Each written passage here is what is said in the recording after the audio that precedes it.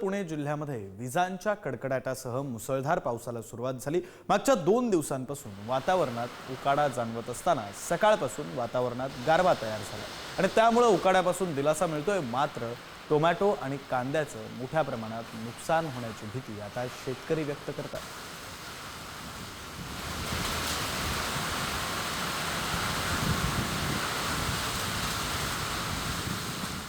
पुण्यामध्ये पावसानं धुवाधार अशी बॅटिंग केली आहे। पुण्यामध्ये मुसळधार पावसाला सुरुवात झाली आहे। हवामान विभागाकडून 4 दिवस पुण्याला येलो अलर्ट जारी करण्यात आला। शहरातील सखल भागामध्ये पाणी सुद्धा साचलेलं आहे। वाहतुकीवर काहीसा परिणाम झालाय। जनजीवन काही अंशी विस्कळीत झालं।